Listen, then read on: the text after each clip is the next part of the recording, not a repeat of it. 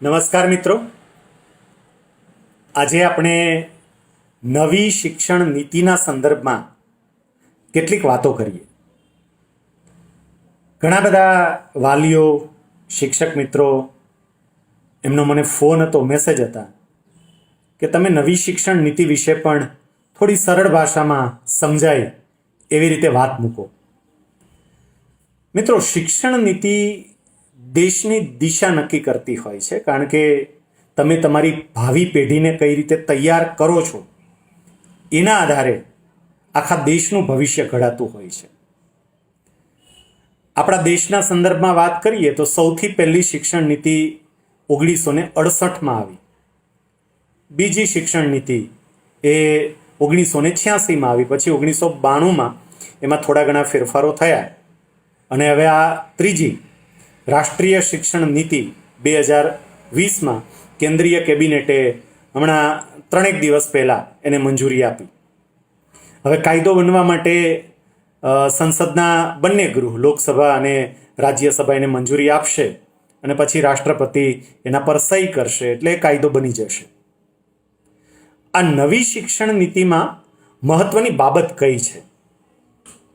અંગત રીતે વાત કરું તો મને ખૂબ ગમે અને હું વર્ષોથી જે ઈચ્છા રાખતો હતો કે શિક્ષણમાં કંઈક આવું હોવું જોઈએ, આવું હોવું જોઈએ, એ મોટા ભાગનું આ નવી શિક્ષણ નીતિમાં અપનાવવાનો પ્રયાસ થયો હોય એવું મને લાગી રહ્યું છે.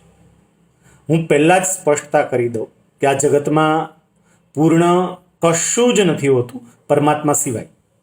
બાકીના બધામાં કંઈક ને કંઈક અધૂરપ હોય. એમ સ્વાભાવિક છે કે આ શિક્ષણ નીતિમાં પણ કેટલીક અધૂરપ હશે, પણ જે પ્રમાણેના વિચારો રજૂ કરવામાં આવ્યા છે અદ્ભુત છે. મહત્વની જે 5-6 વાતો છે એ તમારી સમક્ષ મૂકવી છે કે હવે ફેરફાર શું થશે. સૌથી પહેલો ફેરફાર એ છે પેટર્નમાં પરિવર્તન. પેટર્ન ચેન્જ થશે. પેટર્ન ચેન્જ થશે એટલે કેવી રીતે? પહેલાં આપણે ત્યાં 10+2 પેટર્ન હતી, એની જગ્યાએ હવે 5+3+3+4 પેટર્ન આવી. હવે આ શું છે? પહેલાંની જે પેટર્ન હતી એ 10+2 હતી, એટલે કે 10મું ધોરણ અને એ ઉપરાંત +2 11મું અને 12મું ધોરણ. એ રીતે આપણે 1 થી 12 ધોરણ સુધીની પેટર્ન હતી. અને એમાં 1 થી 10 ધોરણ સુધી 10+2 એટલા માટે જ કહેવાતું કે 10મા ધોરણ સુધી બધું જ સરખું હતું, બધાય સરખું ભણવાનું. તમામ તમને સાયન્સમાં ન જવું હોય તો પણ તમારે ગણિત ભણવાનું જ, તમારે વિજ્ઞાન ભણવાનું જ. તમને ગણિત અને વિજ્ઞાનમાં જ રસ પડતો હોય તો પણ તમારે સમાજ વિદ્યા ભણવાનું જ. બધું 10મા ધોરણ સુધી ફરજિયાત હતું, એટલે કે જે નિર્ધારિત કરેલા વિષયો હતા એ તમારે ફરજિયાત ભણવા પડતા. અને 11-12માં સ્ટ્રીમ ચેન્જ થતી, એટલે તમે નક્કી કરતા આપણે ત્યાં મહત્વની 3 સ્ટ્રીમ, સાયન્સમાં જવું છે, કોમર્સમાં જવું છે કે આર્ટ્સમાં જવું છે. આખી પેટર્ન ચેન્જ થઈ ગઈ અને એની જગ્યાએ ચેન્જ થઈ ગઈ મતલબ થશે જ્યારે અમલમાં આવશે ત્યારે. આખી જે નવી પેટર્ન આવી છે એમાં સૌથી જે પહેલું સ્ટેજ છે, 4 સ્ટેજની અંદર વહેંચી દીધું છે 12મા ધોરણ સુધીનો જે અભ્યાસ છે એને, કે 12મા ધોરણ સુધીનું જે શિક્ષણ છે એને. એનું પહેલું સ્ટેજ, એ પહેલા સ્ટેજને કહેવામાં આવે છે ફાઉન્ડેશન સ્ટેજ. હવે જે નવા નામે એને બોલાવવામાં આવશે તે.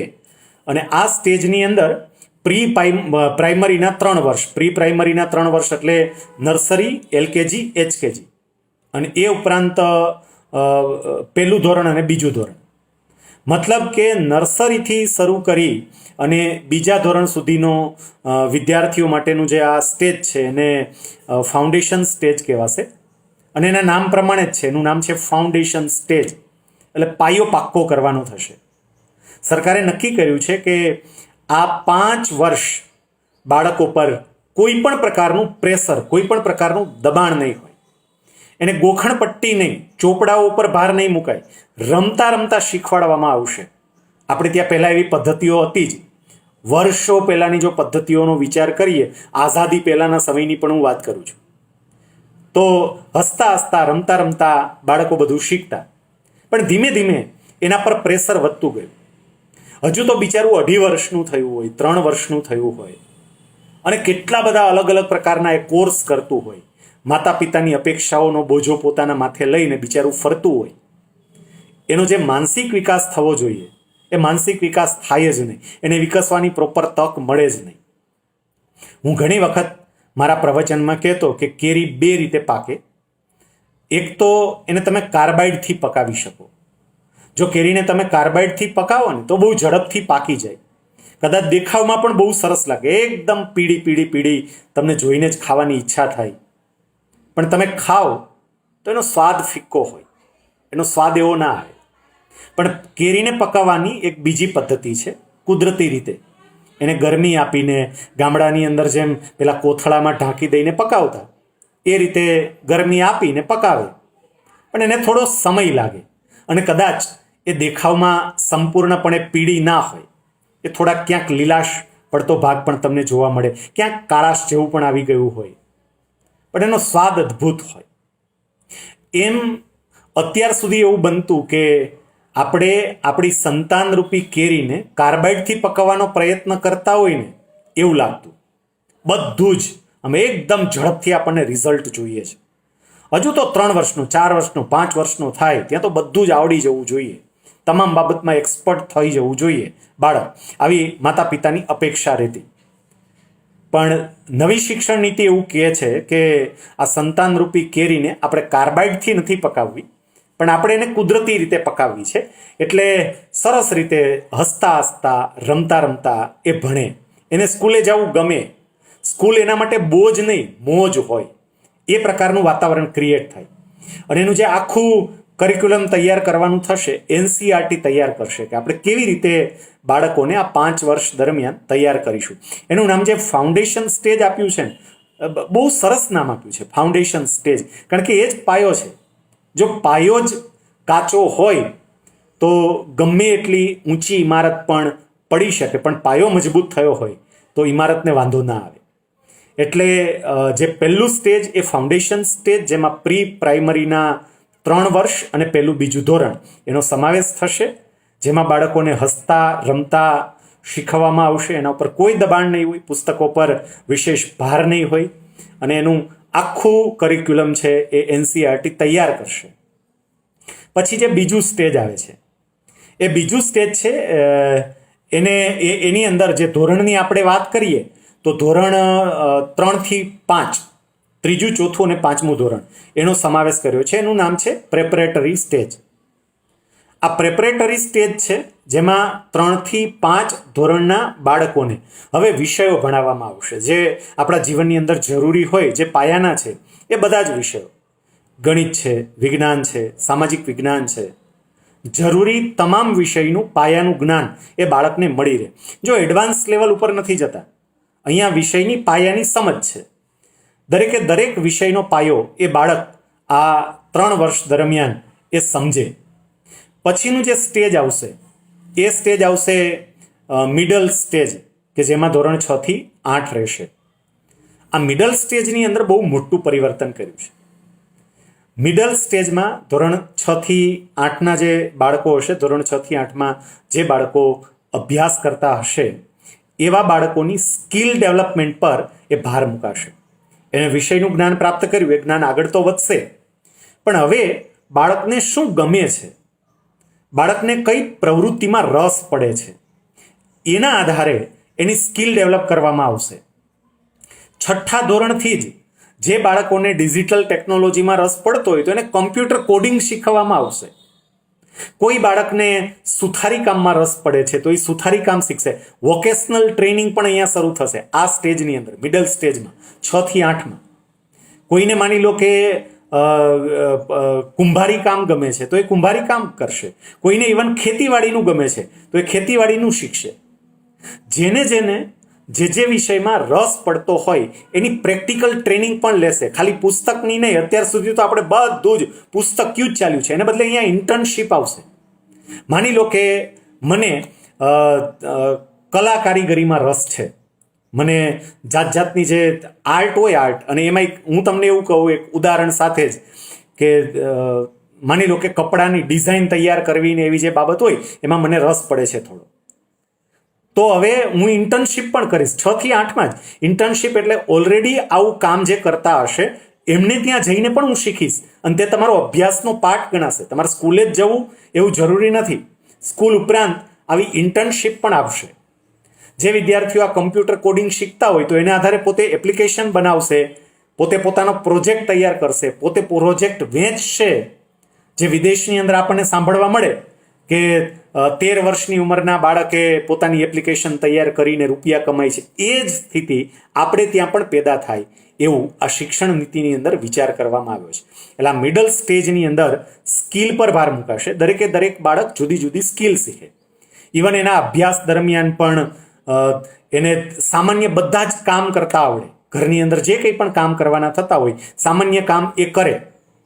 એ ઇલેક્ટ્રિફિકેશનનું કામ હોય, એ બીજું એક નાની મોટી કઈ બાબતોનું રિપેરિંગનું કામ હોય, આવી બધી બાબતો એ પોતાના અભ્યાસ ઉપરાંત શીખશે અને જે બાબતમાં રસ પડે એ બાબતમાં એ ઊંડો ઉતરશે અને જરૂર પડે તો ઇન્ટર્નશીપ કરશે, એટલે કે એક્સપર્ટ વ્યક્તિ આ બાબતની હોય એની પાસે જઈ અને શીખશે. જે ચોથું સ્ટેજ આવશે એ છે સેકન્ડરી સ્ટેજ, જે ધોરણ 9 થી ધોરણ 12 સુધીનું હશે. આ સેકન્ડરી સ્ટેજમાં વિદ્યાર્થીઓના એનાલિટિકલ પાવર પર ભાર મૂકવામાં આવશે, એટલે કે એના એનાલિટિકલ પાવર ડેવલપ થાય, એની વિશ્લેષણ શક્તિ વધે એ પ્રકારનું અહીંયા ભાર મુકાશે. અત્યાર સુધી શું છે, બધું ગોખણ પટ્ટીના આધારે જ ચાલતું હતું. બધું જ ગોખી નાખે, સમજણ ના હોય અને ગોખાયેલું ભૂલાઈ જાય. પણ જે સમજેલું હોય એ વ્યક્તિને કાયમ માટે યાદ રહે. તો અહીંયા એનો વિશ્લેષણાત્મક પાવર, વિશ્લેષણાત્મક શક્તિ વધે એવા પ્રયત્નો થશે. અને આ સ્ટેજની સૌથી મને ગમતી વિશેષ વાત હોય તો એ છે સબ્જેક્ટ સિલેક્શન. તમને કોઈ પણ સબ્જેક્ટનું તમે સિલેક્શન કરી શકશો. અત્યાર સુધી શું થતું કે તમને જે વિષય ગમતો હોય ને તમે એ જ વિષય રાખી શકતા, તમને જે વિષય ગમતો હોય એ નહીં, પણ તમને જે એક ગ્રુપ આપે તમારે એ જ ગ્રુપ રાખવું પડે. હું તમને ઉદાહરણ સાથે સમજાવું કે ચલો મને ગણિત ગમે છે, ગણિતમાં બહુ મજા આવે છે, તો હું શું કરીશ, ગણિત રાખીશ, પણ ગણિતની સાથે કમ્પલસરી ફિઝિક્સ આવશે, કેમિસ્ટ્રી આવશે.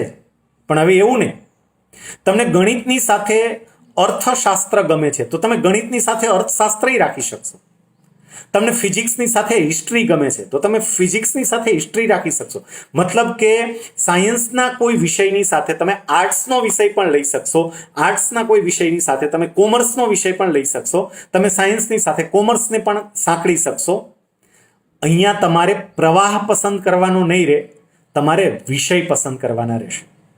કેટલી સરસ વાત છે. નહીતર તો મારે પ્રવાહ પસંદ કરવાનો હતો, વિજ્ઞાન પ્રવાહ, સામાન્ય પ્રવાહ, વિનયન કે આર્ટ્સ પ્રવાહ, એમ નહીં, વિષય પસંદ કરો. એટલે મને જે વિષય ગમતા હોય એ વિષયની અંદર હું આગળ વધીશ. ઘણી વખત એવું થતું હોય છે કે વિદ્યાર્થીને કોઈ એક વિષય ગમતો હોય પણ એ વિષયમાં જવા માટે પરાણે બીજા વિષયો એને ભણવા જ પડે અને એનો ભાર એને બહુ લાગે. એ ભાર દૂર કરવાનો અહીંયા પ્રયત્ન થયો છે. એક ડૉક્ટરની મેં વાત સાંભળેલી, એ પોતે અત્યારે MBBS એમને કમ્પ્લીટ કરી લીધું અને પીજીની એન્ટ્રન્સ એક્ઝામની તૈયારી કરે છે. પણ એમને પેલું પિયાનો વાદનમાં ને એમાં બહુ રસ છે, એટલે સંગીતનો જીવ છે અને સંગીતમાં વધારે મજા આવે છે. પણ એને પહેલેથી સંગીત વિષય ભણવા જ નથી મળ્યો અને એને કારણે એ વ્યક્તિને ડૉક્ટર તરીકેના આગળના અભ્યાસમાં પણ મન ચોંટતું નથી, મન લાગતું નથી. હવે જો એને પહેલેથી જ પોતાના ડૉક્ટરીના અભ્યાસ સાથે, ડૉક્ટરીનો અભ્યાસ તો બરોબર છે કે 12th પછી આવશે, પણ પોતે 9મા ધોરણથી જ સાયન્સમાં આગળ વધે છે, તો જો સંગીતનો વિષય પણ એ સાથે લઈ શક્યો હોત તો પોતાના જે મનગમતા વિષયમાં એટલે સાયન્સમાં જાય છે એમાં સંગીત એને સપોર્ટ આપવાનું કામ કરશે, એને ટેકો આપવાનું કામ કરશે. ગમતો વિષય હોય તો એ મને ટેકો આપે. એ સરસ મજાની સબ્જેક્ટની ચોઈસ વિદ્યાર્થીઓને અહીંયા 9 થી 12માં મળશે. એટલે કોઈ પણ સબ્જેક્ટનું, જોકે એના માટે આખું એક કોમ્બિનેશન નક્કી કરશે કદાચ, કે એક ગ્રુપ બનાવશે સબ્જેક્ટનું અને એ ગ્રુપમાંથી તમે મનપસંદ સબ્જેક્ટ ચોઈસ કરી શકો, પસંદ કરી શકો. ઘણા બધા વિકસિત દેશોની અંદર આ પ્રકારની ચોઈસ વિદ્યાર્થીઓને મળે છે, જે હવે ભારતના વિદ્યાર્થીઓને પણ મળશે. તો પહેલું મહત્વનું પરિવર્તન જેના ઉપર મેં તમને વિગતે વાત કરી એ હતું આ પેટર્ન ચેન્જ, જે 10+2 એટલે 1 થી 10 ધોરણ સુધી બધું જ સરખું અને 11-12માં પ્રવાહ બદલાય એને બદલે હવે એને 4 સ્ટેજની અંદર વિભાજિત કરી નાખ્યું. ફાઉન્ડેશન સ્ટેજ, પછી પ્રેપરેટરી સ્ટેજ, મિડલ સ્ટેજ અને સેકન્ડરી સ્ટેજ. અને ચારેય સ્ટેજની અંદર કેવા કેવા પ્રકારના પરિવર્તનો એની મેં તમને વાત કરી. જે બીજી વાત છે એ છે ભાષાનું વૈવિધ્ય. ખાસ કરીને માતૃભાષા પર આ નવી શિક્ષણ નીતિએ વિશેષ ભાર મૂક્યો છે. ધોરણ 5 સુધીનો અભ્યાસ માતૃભાષામાં થાય એ ઈચ્છનીય છે. અહીંયા મારે એક બે સ્પષ્ટતાઓ કરવી છે. પહેલી સ્પષ્ટતા એ કે કેટલાક મિત્રો એવું માને છે કે તો શું હવે અંગ્રેજી માધ્યમ ખતમ? ના, બિલકુલ નહીં. અંગ્રેજી માધ્યમ ચાલુ જ રહેશે. અહીંયા સરકારે જે શબ્દ વાપર્યો છે એ શબ્દ જો તમે વાંચો તો ત્યાં લખ્યું છે શક્ય હોય ત્યાં, એ પરાણે એને લાદવા માટેનો પ્રયત્ન નથી કર્યો. બીજું એ કે જે મીડિયમ જે આપણે વાત કરી છે કે ભાઈ લોકલ લેંગ્વેજ રહેશે, તો એ ઇન્સ્ટ્રક્શનનું જે મીડિયમ છે એ ઇન્સ્ટ્રક્શનનું મીડિયમ મતલબ શું થાય કે ફોર એક્ઝામ્પલ ગુજરાતની કોઈ એક શાળા છે અને અંગ્રેજી માધ્યમની શાળા છે, તો એ અંગ્રેજી માધ્યમની શાળાની અંદર બધું જ ઇંગ્લિશમાં જ બોલાતું. કેટલીક શાળાઓ એવી હતી કે જ્યાં તમારે કંઈ પણ રજૂઆત કરવી હોય તો તમારે ઇંગ્લિશમાં જ કરવાની. પણ આ નવી શિક્ષણ નીતિ એવું કહે છે કે માતૃભાષા જે હોય એ માતૃભાષાની અંદર બાળક વિશેષ બધું જ આત્મસાત કરી શકતો હોય, તો તમારે કોઈ ઇન્સ્ટ્રક્શન આપવાની હોય, ભણાવતી વખતે કોઈ એવી બાબતોની રજૂઆત કરવાની હોય તો એ માતૃભાષાના આધારે રજૂઆત કરો. ભલે તમારું માધ્યમ છે ઇંગ્લિશ હોય, પણ માતૃભાષાનો પણ ઉપયોગ કરો. માતૃભાષાને બાજુમાં ન મૂકી દો કે જેથી કરીને તમે વધારે મજબૂત થઈ શકો. મારે વાલીઓને પણ એક એવું છે કે આપણે ત્યાં એવી એક માન્યતા છે કે જો ઇંગ્લિશ મીડિયમમાં નહીં ભણીએ તો આપણા બાળકો બહુ કાચા રહી જશે, બહુ આગળ નહીં વધે. કદાચ એ માન્યતા પણ આપણી ખોટી છે. જે બાળકોનો શરૂઆતનો પ્રારંભિક સમય છે એ પ્રારંભિક સમયમાં જો એ માતૃભાષામાં ભણશે તો બાકીની ભાષાઓ સહજતાથી આત્મસાત કરી શકશે ને એ માટે સમગ્ર વિશ્વમાં ઘણા બધા રિસર્ચ પણ થયા છે, સંશોધનો પણ થયા છે. ચલો વૈશ્વિક સંશોધન ઉપર નથી જવું, તમે ઘરે જ એક પ્રયોગ કરજો ને. ઘરે 2 વિદ્યાર્થીઓને તમે ભેગા કરજો. બંને વિદ્યાર્થી એક જ ધોરણના લેજો. 7મા ધોરણવાળા 2 વિદ્યાર્થીઓને લેજો.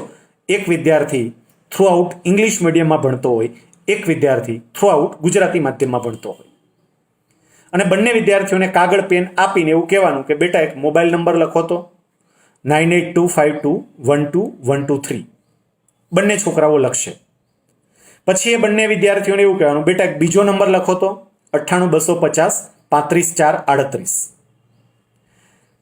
ઇંગ્લિશ મીડિયમમાં જે ભણ્યો હશે એ વિદ્યાર્થી અટકી જશે, પણ જે ગુજરાતી મીડિયમમાં ભણ્યો હશે એ લખી નાખશે. ગુજરાતી માધ્યમમાં ભણેલો વિદ્યાર્થી અંગ્રેજીમાં પણ લખી શકે છે, ગુજરાતીમાં પણ લખી શકે છે. એ બતાવે છે કે માતૃભાષામાં પાયાનું શિક્ષણ જેણે પ્રાપ્ત કર્યું છે એ વ્યક્તિ દુનિયાની કોઈ પણ ભાષા એને આત્મસાત કરી શકે છે. હું એનું તમને ઉદાહરણ આપું. મારું ગામ ગોંડલની બાજુમાં મોવિયા, અને અમારા ગામનો એક બહુ જ સામાન્ય આર્થિક પરિસ્થિતિવાળા પરિવારનો છોકરો રોહિત ભાલાડા થ્રુઆઉટ ગુજરાતી મીડિયમમાં ભણેલો છે 12th સુધી, અને પછી એ રશિયા અભ્યાસ કરવા માટે ગયો. લેંગ્વેજનું બહુ મોટું બેરિયર હતું, એમને તકલીફ શરૂઆતમાં પડી હશે, પરંતુ માતૃભાષાની અંદર પાયાનું જ્ઞાન મેળવ્યું હોય એટલે બીજી કોઈ પણ ભાષા એ પ્રયત્ન કરે એટલે એમને આત્મસાત થાય. અંગ્રેજી ઉપર એનો ખૂબ સારો કમાન્ડ. એટલું જ નહીં, અત્યારે રશિયન ભાષા પર પણ એમનો ખૂબ સારો કમાન્ડ છે. એ ત્યાં મોસ્કોની અંદર મેડિકલ યુનિવર્સિટીમાં લેક્ચર લેવા માટે રેગ્યુલરલી જાય છે, અને રશિયન સ્ટુડન્ટ્સને, રશિયન મેડિકલ સ્ટુડન્ટને એક ગુજરાતનો ગામડાનો છોકરો રશિયન ભાષાની અંદર ભણાવી શકે છે. ઘણા મિત્રો તરત એમ કે સાહેબ આવા તો કોઈ એકાદ અપવાદરૂપ કિસ્સા હોય. અપવાદરૂપ કિસ્સા નહીં. અત્યારે જેટલા સુપર સ્પેશિયાલિસ્ટ ડોક્ટર તમે જુઓ, જેટલા સુપર સ્પેશિયાલિસ્ટ ડોક્ટર કે કોઈ પણ ક્ષેત્રની અંદર, માની લો કે ચાર્ટર્ડ એકાઉન્ટન્ટ લો, તો જે ચાર્ટર્ડ એકાઉન્ટન્ટનું કંઈક નામ છે પોતાના ક્ષેત્રમાં, એવા ચાર્ટર્ડ એકાઉન્ટન્ટ, એડવોકેટ લો તો એવા એડવોકેટ કે જે એડવોકેટ લીગલ ફિલ્ડની અંદર બહુ જ આગળ છે. આ બધી જ વ્યક્તિઓનું જે પાયાનું શિક્ષણ એને કઈ ભાષામાં લીધું છે એ બાબતમાં જો ઊંડા ઉતરો, હું આપને ખાતરીપૂર્વક કહું કે મોટા ભાગની વ્યક્તિઓએ પાયાનું શિક્ષણ એ માતૃભાષામાં લીધું હશે. અને એટલે આ નવી શિક્ષણ નીતિમાં માતૃભાષા પર વિશેષ ભાર મૂકવામાં આવ્યો છે. અને એમાં એવું કહ્યું છે કે એટલીસ્ટ 5મા ધોરણ સુધીનું જે શિક્ષણ છે એ માતૃભાષામાં કે જે તમારી રિજિયન કે લોકલ લેંગ્વેજ હોય, એટલે તમારી સ્થાનિક ભાષા હોય, એ સ્થાનિક ભાષામાં થવું જોઈએ. ઇવન ઘણા બધા લોકો ચર્ચામાં એનો ઉલ્લેખ નથી કરતા, પણ નવી શિક્ષણ નીતિમાં મેં તો જે માનવ સંસાધન મંત્રાલયે એમની સાઇટ ઉપર જે મૂક્યું છે બધું વાંચ્યું, તો એમાં તો એમણે એવું લખ્યું છે કે એટલીસ્ટ 5મા ધોરણ સુધી આ સ્થાનિક ભાષાનો ઉપયોગ કરવો જોઈએ કે માતૃભાષાનો ઉપયોગ કરવો જોઈએ, પણ શક્ય બને તો 8મા ધોરણ સુધી એનો ઉપયોગ કરવો જોઈએ. એ ઈચ્છનીય છે એવું એમણે કહ્યું છે. ફરી એક સ્પષ્ટતા કરું, આનો મતલબ બિલકુલ એવો નથી કે અંગ્રેજી માધ્યમ સંપૂર્ણપણે બંધ થઈ જશે. અંગ્રેજી માધ્યમ ચાલશે જ, ચાલતા જ રહેશે, પણ શક્ય બને ત્યાં જે માતૃભાષા છે, માતૃભાષાની અંદર ધોરણ 5 સુધીનો કે ધોરણ 8 સુધીનો અભ્યાસ થાય એ ઈચ્છનીય છે. કમસે કમ અંગ્રેજી માધ્યમ હોય તો પણ જે સૂચનાઓ અપાતી હોય, જેને ભણાવવામાં આવતું હોય, ત્યાં માતૃભાષાનો ઉપયોગ થાય તો બાળકો એ ઝડપથી ગ્રાસ્પ કરી શકશે, ઝડપથી શીખી શકશે.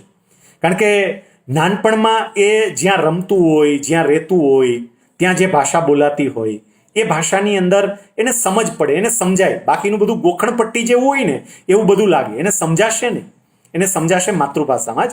એટલે આ નવી શિક્ષણ નીતિમાં માતૃભાષા પર ભાર મૂક્યો છે. ભાષા વિવિધતાની બાબતમાં એક બીજી મહત્વની વાત નવી શિક્ષણ નીતિની એ છે કે આ 1 થી 12નો જે સમયગાળો છે અભ્યાસનો, એ જ સમય દરમિયાન વિદ્યાર્થી ફોરેન લેંગ્વેજ પણ ભણે. એ ઇટાલિયન લેંગ્વેજ ભણે, એ ચાઇનીઝ લેંગ્વેજ ભણે, એ સ્પેનિશ ભણે, અલગ અલગ એવી ભાષાઓ કે જે ભાષાની તમને જરૂર પડતી હોય. માની લો કે હવે તો વિશ્વ દિવસે દિવસે નાનું થતું જાય છે. આપણે કામ કરવા માટે જર્મની જઈએ છીએ, જાપાન જઈએ છીએ, તો જે દેશની અંદર જાઓ એ દેશની સ્થાનિક ભાષા પણ જો તમને આવડતી હોય તો તમે વધારે સફળ થઈ શકો ત્યાં. અને એટલે જે આવી વિદેશી ભાષાઓ છે, વિદેશી ભાષાઓ પણ હવે શાળાઓમાં શીખવવામાં આવશે. એટલે કોઈ 9મા ધોરણમાં કે 10મા ધોરણમાં અભ્યાસ કરતો વિદ્યાર્થી હવે સ્પેનિશ પણ શીખતો હશે, એ જાપાનીઝ પણ શીખતો હશે, એ ચાઇનીઝ પણ શીખતો હશે. એ પ્રકારની સુવિધા એ વિદ્યાર્થીઓને પ્રાપ્ત થશે, જે પહેલાં નહોતી થતી. અમુક શાળાઓ એવી હતી કે જે શાળાઓ આ પ્રકારની ફોરેન લેંગ્વેજ શીખવતી, પણ હવે તો બધાને એ પ્રકારની ફોરેન લેંગ્વેજ શીખવી હોય તો એવી ફેસિલિટી શાળાની અંદર ઉપલબ્ધ થશે. ઓનલાઈન પણ એ પ્રકારની એને સુવિધાઓ મળશે કે જ્યાંથી આ પ્રકારની ભાષાઓ એ શીખી શકશે, વિદેશી ભાષા શીખી શકશે. જે ત્રીજી મહત્વની બાબત આ નવી શિક્ષણ નીતિમાં છે, અને એ પણ મને ગમતી બાબત છે, એ છે ગ્રેડિંગમાં ફેરફાર થશે. જે માત્ર ને માત્ર વિષયોના આધારે માર્ક આપવામાં આવતા હતા અને બધા જ એક જ બાબતમાં ચડી ગયા હતા, ટકા ટકા ટકા ટકા, એક જ વાત કર્યા કરે.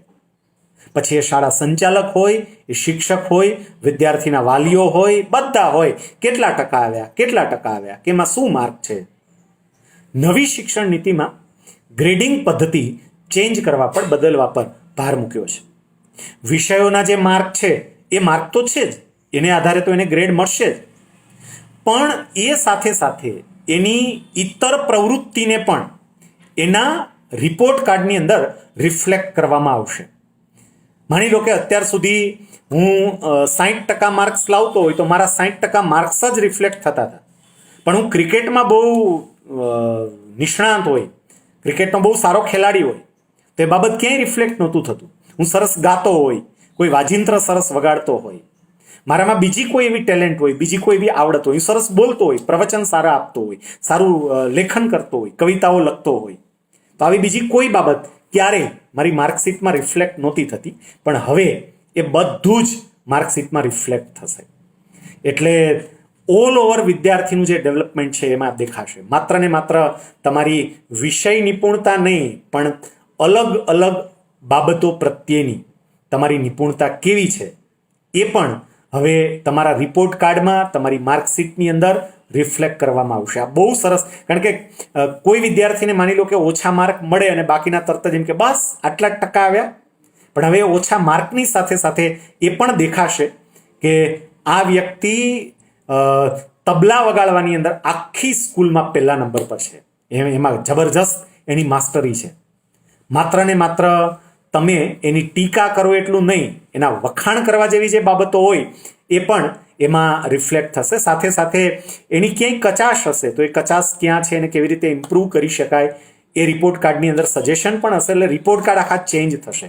આપણા જે ટિપિકલ રિપોર્ટ કાર્ડ છે એવા ટિપિકલ રિપોર્ટ કાર્ડ નહીં રહે, રિપોર્ટ કાર્ડ બદલાઈ જશે. બીજી બાબત એ કે વિદ્યાર્થીઓને જે ગ્રેડિંગ આપવામાં આવશે ને એ બરોબર છે કે એની એક્સ્ટ્રા એક્ટિવિટીઝ, પછી એમને વિષયમાં મેળવેલા માર્ક, એ ઉપરાંત એનું વર્તન કેવું છે. કેટલી સરસ મજાની વાત કરી છે કે એના સહાધ્યાયીઓ, એની સાથે જે બીજા વિદ્યાર્થીઓ અભ્યાસ કરે એ પણ એને માર્ક આપશે. મને માત્ર મારા શિક્ષક જ માર્ક આપે એટલું નહીં, મારી સાથે અભ્યાસ કરનારા વિદ્યાર્થીઓ પણ માર્ક આપશે કે આ ક્લાસની અંદર, વર્ગની અંદર એનું વર્તન કેવું હતું. અને એવી જ રીતે હું બીજાને માર્ક આપીશ. એકબીજા વિદ્યાર્થીઓને માર્ક આપશે. ત્યાં સુધીની વાત કરેલી છે કે વ્યક્તિ સેલ્ફ એનાલિસિસ કરીને વિદ્યાર્થી પોતે પણ પોતાને માર્ક આપશે. એટલે ગ્રેડિંગ સિસ્ટમ છે, આખી ગ્રેડિંગ સિસ્ટમ ચેન્જ થશે. એ પણ બહુ જ મહત્વની બાબત એ આ નવી શિક્ષણ નીતિની છે. પછી ઉચ્ચ શિક્ષણની આપણે વાત કરીએ, એટલે 12th પછીની વાત કરીએ તો 12th પછી હવે જે કંઈ પણ એન્ટ્રી હશે, એટલે અભ્યાસ માટેનો જે આગળના ઉચ્ચ અભ્યાસ માટેનો જે પ્રવેશ હશે, એના માટે કોમન એન્ટ્રન્સ ટેસ્ટ, એક પરીક્ષા લેવાશે. જે અલગ અલગ ક્ષેત્રો હશે, એક ક્ષેત્રની તમારી કેવી નિપુણતા છે અથવા એમાં તમને કેવો રસ પડે છે, એ બધી બાબતોને ધ્યાનમાં લઈને અને કોમન એન્ટ્રન્સ ટેસ્ટમાં તમારું જે પરફોર્મન્સ હશે એ પરફોર્મન્સ, અને તમારે 12થમાં ને એમાં તમે જે પર્સન્ટેજ પ્રાપ્ત કર્યા હશે એ તમારું પરફોર્મન્સ, એ બંનેના આધારે તમને ઉચ્ચ અભ્યાસમાં પ્રવેશ મળશે. એક બીજી સ્પષ્ટતા પણ હું અહીંયા કરી દઉં. ઘણા મિત્રો એવું માને છે કે આ 9 થી 12 એટલે જે સેકન્ડરી સ્ટેજ આવ્યું તો એને કારણે હવે 10માનું બોર્ડ અને 12માનું બોર્ડ એ બંનેના અસ્તિત્વ પૂરા ના, એ બંને બોર્ડ ચાલુ જ રહેશે. 10માનું બોર્ડ પણ ચાલુ રહેશે, 12માનું બોર્ડ પણ ચાલુ રહેશે, પરંતુ જે પરીક્ષાની પેટર્ન છે ને એમાં પરિવર્તન આવશે, એમાં ફેરફાર થશે. અત્યાર સુધી જે પ્રેશરાઇઝ પેટર્નવાળી પરીક્ષા હતી, બાળક ઉપર જે દબાણ થતું હતું એ દબાણ ઓછું થશે.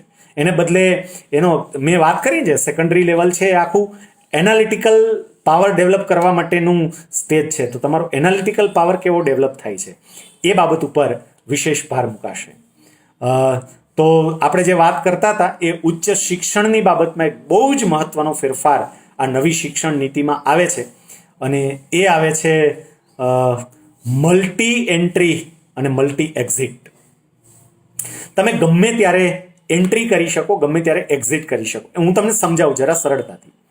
માની લો કે મેં 12th પૂરું કર્યું અને મને કોમર્સમાં રસ પડે છે, મેં બીકોમ લીધું, બીકોમનું 1 વર્ષ મેં પૂર્ણ કર્યું, અને બીકોમનું 1 વર્ષ પૂરું કર્યું ને મને પરિવારમાં કંઈ એવી પરિસ્થિતિ બની કે કંઈ એવું થયું, મારા અભ્યાસ છોડવો પડ્યો, મારે કંઈક કામે લાગવું પડ્યું, કોઈ પણ એવી પરિસ્થિતિ નિર્માણ થઈ, તો મેં જે 1 વર્ષનો અભ્યાસ કર્યો એ તો મારો પાણીમાં ગયો, પૂરું થયું. કારણ કે હું તો 3 વર્ષનો અભ્યાસ કરું તો જ મને પ્રમાણપત્ર મળે, નહીંતર પ્રમાણપત્ર ના મળે.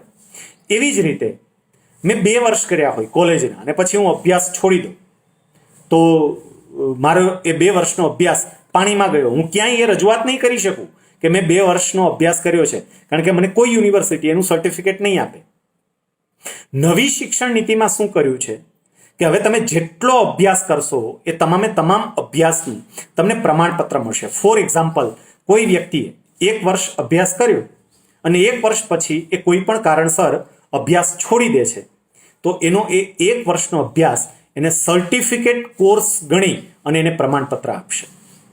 કોઈ વ્યક્તિએ 2 વર્ષનો અભ્યાસ કર્યો અને પછી અભ્યાસ છોડી દે છે, તો એનો એ 2 વર્ષનો અભ્યાસ ડિપ્લોમા કોર્સ ગણી અને એને ડિપ્લોમા પ્રમાણપત્ર આપશે. કોઈ વ્યક્તિએ 3 વર્ષનો અભ્યાસ પૂર્ણ કર્યો તો એને ડિગ્રી સર્ટિફિકેટ આપશે, જે આપણને અત્યારે મળે છે તે. અને ઘણી વખત ડિગ્રી સર્ટિફિકેટ 4 વર્ષના પણ હોય, તો જે 4 વર્ષનો અભ્યાસ કરશે એને ડિગ્રી સર્ટિફિકેટ મળશે. હવે તમે જે 1 વર્ષનો અભ્યાસ કરો, માની લો કે મેં 1 વર્ષનો અભ્યાસ કર્યો, મેં પહેલું વર્ષ F5 BCom એનો મેં અભ્યાસ કર્યો, અને એ અભ્યાસ કરીને પછી મારી કંઈ પરિસ્થિતિ એવી સર્જાણી કે જેથી કરીને મેં અભ્યાસ છોડી દીધો, હું કામે લાગી ગયો.